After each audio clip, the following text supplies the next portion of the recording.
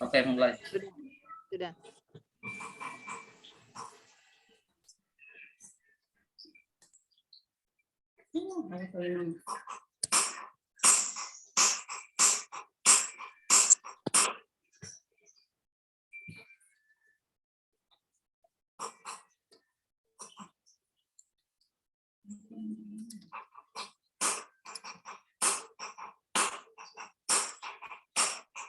Oke.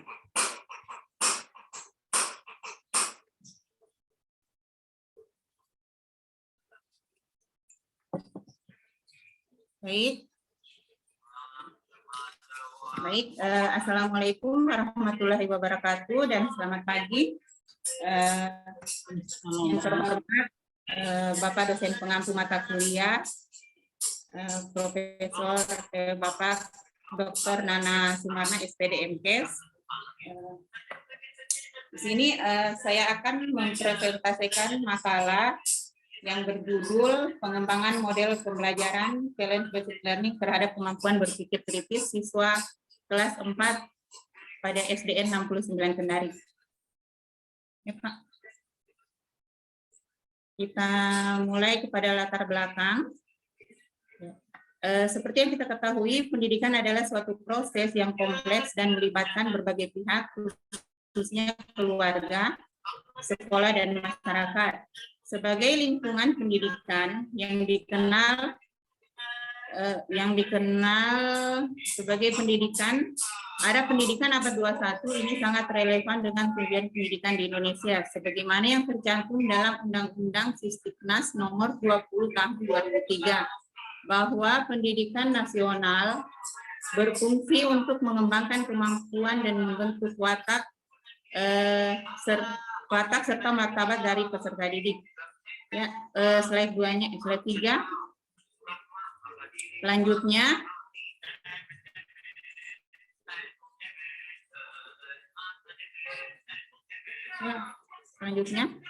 kemampuan berpikir kritis merupakan salah satu bagian dari keterampilan yang menjadi tuntutan yang harus dimiliki oleh peserta didik, di mana kemampuan berpikir kritis berperan dalam membekali peserta didik untuk menangani masalah sosial, ilmiah, dan praktik serta efektif di masa mendatang.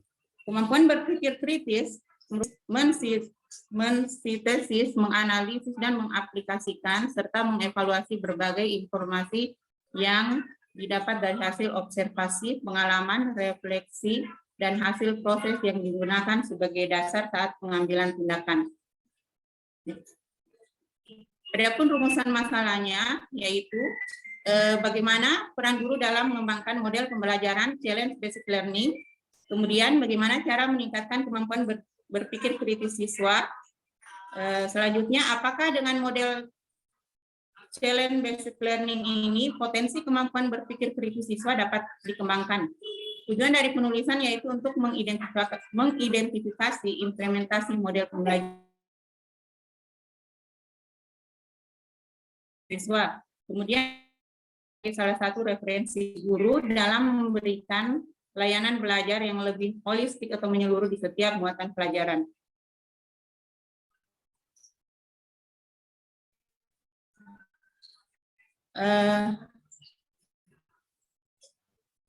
Model pembelajaran challenge based learning atau CBL adalah sebuah model pembelajaran abad 21 yang menggabungkan beberapa aspek, yaitu pembelajaran berbasis masalah, pembelajaran berbasis proyek, dan pembelajaran kontekstual yang difokuskan pada permasalahan kehidupan nyata. Kemudian, model pembelajaran ini menjadikan penyelesaian masalah sebagai perhatian utama yang memberikan akses pada peralatan abad 21 yang mengharuskan peserta didik bekerja secara kolaborasi dan mengatur waktu di bawah bimbingan guru. Adapun sintaks model challenge basic learning ini, yang pertama adalah big idea. Big idea itu yaitu ide besar atau gagasan utama. Kemudian essential question, yaitu pertanyaan penting. Kemudian the challenge atau tantangan. Ya, terima kasih untuk kesempatan yang diberikan kepada saya. Hasil belajar matematika melalui model pembelajaran basic learning ini, yang pertama adalah memberi kesadaran terhadap pemikiran sendiri, kemudian perencanaan yang efektif, dan kesadaran penggunaan terhadap akal, memperbaiki keterampilan dalam mengevaluasi, keterampilan mengambil posisi di saat situasi membutuhkan hal tersebut, kecakapan dalam menggunakan tugasnya ketika jawaban atau solusi tidak jelas terlihat, kemudian meningkatkan keinginan untuk mendobrak keterbatasan pengetahuan, cara-cara baru untuk meninjau situasi di luar batas dari standar konvensional.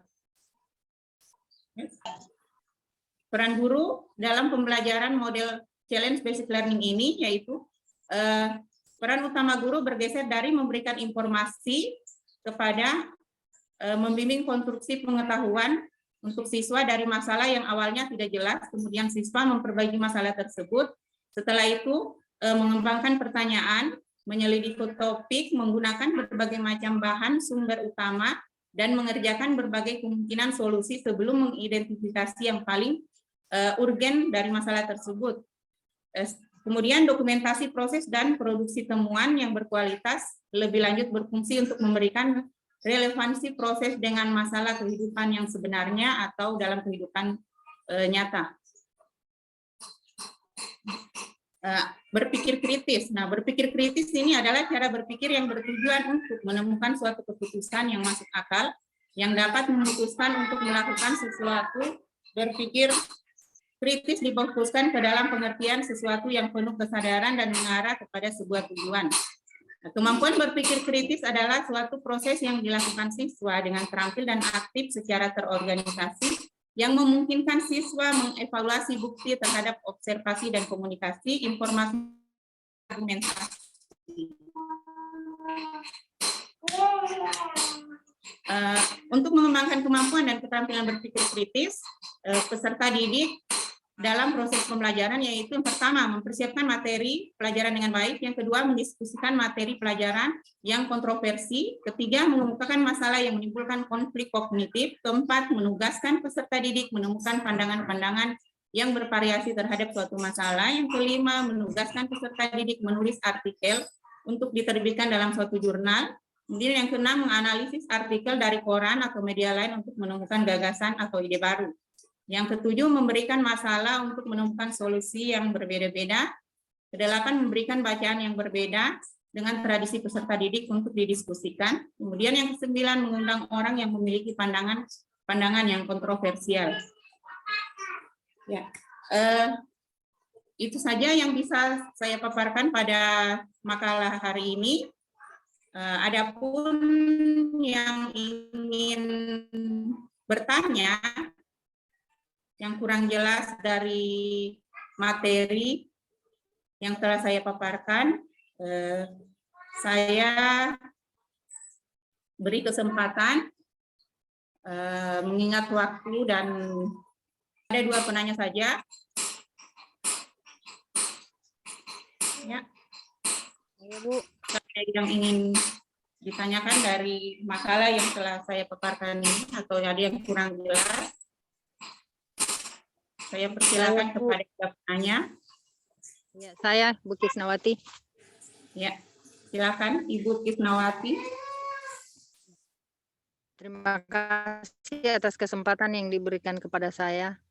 Baik, dari pemaparan Ibu tadi dijelaskan bahwa model pembelajaran challenge based learning itu atau CBL adalah sebuah model mengajar baru bagi guru yang menggabungkan beberapa aspek penting seperti pembelajaran yang berbasis masalah, pembelajaran yang berbasis proyek dan kontekstual, yang mana pembelajaran ini difokuskan pada permasalahan nyata. Nah, pertanyaan saya, mengapa model pembelajaran CBL ini dikatakan mampu memberdayakan berpikir kritis proses pembelajaran dalam memecahkan masalah yang dihadapi? Minta penjelasannya. Ya. Baik. Terima kasih atas pertanyaan dari Ibu Kisnawati. Ya, seperti yang kita ketahui bahwa model pembelajaran CBL ini mungkin sangat baru atau baru kita dengar ya. Biasanya yang kita dengar adalah problem basic learning, inquiry, kemudian apalagi ya, model-model pembelajaran yang lain. Nah, di dalam model pembelajaran CBL ini dia menggabungkan antara model yang berbasis masalah, kemudian proyek, kemudian pembelajaran kontekstual. Nah, mengapa model pembelajaran CBL ini dikatakan mampu memberdayakan berpikir kritis pada proses pembelajaran terkait masalah yang dihadapi? Karena dalam pembelajaran CBL ini dapat memanfaatkan interaksi di antara semua siswa. Nah, memberikan waktu yang cukup untuk merefleksi pertanyaan-pertanyaan dan permasalahan yang diberikan oleh guru sesuai dengan kemampuan dan keterampilan setiap siswa, sehingga siswa lebih aktif dalam pembelajaran terkait masalah yang diberikan oleh guru. Nah, bagaimana cara menyelesaikannya? Kemudian siswa tersebut dilatih untuk berpikir kritis. Nah, disinilah muncul gagasan-gagasan baru dari siswa tersebut untuk menyelesaikan masalah atau tantangan yang diberikan oleh guru tersebut, oleh siswa tersebut. Ya, saya kembalikan kepada penanya. Ya. Baik, terima kasih atas jawaban yang diberikan. Ya, cukup jelas. Kita kembalikan ke pemateri.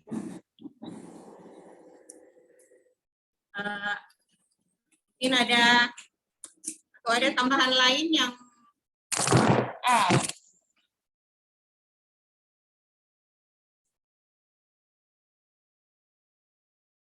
ada teman lagi yang ingin bertanya terkait makalah yang saya paparkan tadi yang kurang jelas. Ada lagi yang mau bertanya atau kalau tidak ada, saya mau coba konsultasi dengan Bu Martin. Yep. Boleh Bu Martin? Iya Pak. Boleh. Oh ya, ini kan tadi ini seperti yang Ibu katakan bahwa model CBL ini adalah challenge based learning. Ini adalah salah satu model terbaru yang akan guru coba atau akan laksanakan. Nah, ini adalah gabungan antara 3 metode ya, Bu tadi. Antara Iya Pak, ya Pak. Antara literasi, apalagi pembelajaran berbasis masalah, penggabungan antara pembelajaran berbasis masalah, pembelajaran berbasis proyek, dan pembelajaran kontekstual. Pembelajaran berbasis masalah, proyek, dan kontekstual. Bu Guru, apakah memang sudah mulai dilaksanakan dalam proses pembelajaran? Apalagi saya lihat tadi itu di kelas 4 ya, Bu Guru? Ya. Iya, di kelas 4. Apakah model CBL ini sudah mulai diterapkan di kelas 4-nya di SDN 69 Kendari ini? Kalau untuk model pembelajaran CBL ini, kalau untuk di SD kami sudah mulai menerapkan khususnya di kelas 4. Seperti yang lalu, kami ambil big idea-nya itu atau ide besarnya itu tentang COVID. Nah, masih ramai-ramainya tentang COVID. Kami memberi permasalahan tentang COVID ini. Nah, siswa mencari, nah, apa sih yang harus dilakukan? Atau kan biasa kalau di sekolah kan disuruh pakai masker, disuruh cuci tangan, disuruh membawa hand sanitizer atau apa. Nah, di sini kita beri tantangan kepada siswa. Apa sih yang harus dilakukan oleh siswa terkait marak-maraknya COVID ini? Nah, di siswa kami mereka membuat ada 2 ide. Mereka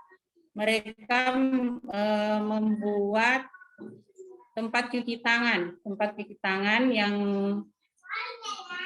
yang tidak tersentuh oleh tangan, kemudian atau wastafel yang tidak tersentuh oleh tangan, kemudian hand sanitizer. Nah, yang sudah mereka buat adalah hand sanitizer. Dia itu berasal dari lidah buaya, kemudian dicampur dengan bahan-bahan yang lain seperti apa ya? Ada alkoholnya, kemudian lidah buayanya, kemudian daun serainya. Nah, mereka ramu di situ, mereka jadikan serta bahan-bahan yang lain, mereka jadikan hand sanitizer. Dan ini kami sudah pakai, hand sanitizer itu kami sudah pakai di sekolah. Kami kemas dalam bentuk botol-botol kecil. Ya, oke Saja, lah. Pak. Ya, ini kan gabungan antara 3 metode, siap tahu juga bisa diterapkan di sekolah kami di Kabupaten Konawe. Yang jadi mungkin sedikit keraguan, gabungan antara 3 metode problem based, project based dengan kontekstual. Apakah tidak ada kendala, Bu? Kalau kita pikir sebagai seorang guru, menerapkan satu metode saja itu kan susah, apalagi kalau digabungkan antara 3 strategi, 3 metode dalam satu kegiatan. Apakah itu tidak ada kendala di lapangan, apalagi khususnya di kelas 4? Kalau ada, coba siapa tahu bisa memberi pendapat. Kalau kendalanya mungkin pada saat pembuatan ya. Kalau kemudian waktunya kita kan sebagai guru, apalagi kita guru SD, memegang beberapa mata pelajaran. Nah, kalau untuk kita fokuskan saja satu fokus ke proyek itu pasti memakan waktu yang lama. Nah, ini kita cari waktu. Kan biasa kalau di kelas 4 kan di subtema 4 itu ada proyek. Nah, kalau biasanya kita isi dengan proyek literasi. Nah, di 1 minggu proyek ini itulah yang kita isi. Kita isi membuat karya-karya atau produk yang dari siswa ini. Saja, Pak. Ada lagi yang... Makasih banyak, Bu. Makasih. Ya. Masih ada satu penanya? Silakan. Saya persilakan kepada satu penanya lagi. Izin bertanya, Bu. Ya. Ini dari, silakan sebutkan nama, Pak. Nama saya Sahbir. Tapi sebelumnya saya mau izin, saya matikan kamera karena saya dalam perjalanan ke Kendari. Hati-hati, Pak. Terima kasih, Pak Hafid. Oke, salah saja pertanyaannya. Tadi saya menyimak materi yang dipresentasikan oleh Ibu. Sungguh menarik, yaitu tentang CBL. Sebenarnya kalau kita beranjak pada tujuan pendidikan bahwa siswa itu memiliki sifat, kemudian pengetahuan. Dalam hal ini bisa menggunakan berbagai model pembelajaran. Nah, saya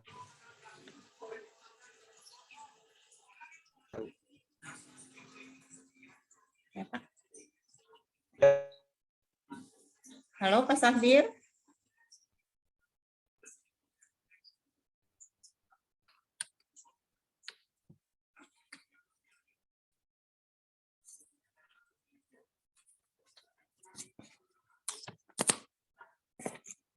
siswa dituntut untuk berpikir kritis. Pertanyaan saya, apakah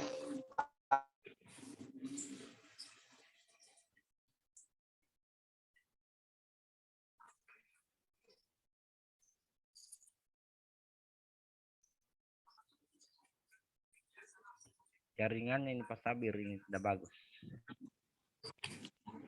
Ya.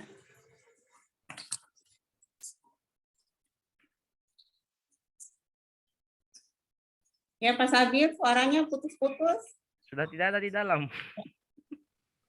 Tidak kedengaran.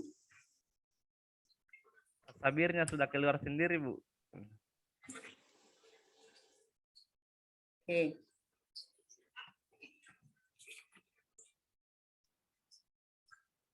Mungkin ada dari tamu yang mau bertanya, karena saya lihat ada 2 tamu ini. Mungkin ada yang lain? Ini ada, Silakan. siapa tahu ada tamu Saya yang coba. mau bertanya, Bu Sukawati, Bu Faruslin.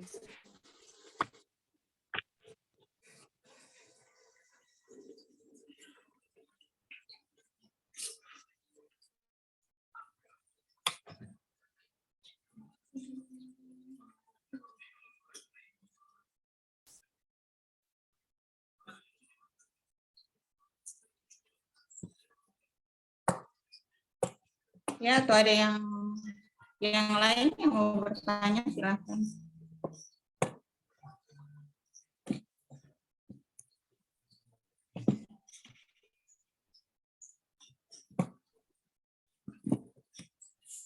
Kalau tidak ada, tutup saja, Bu.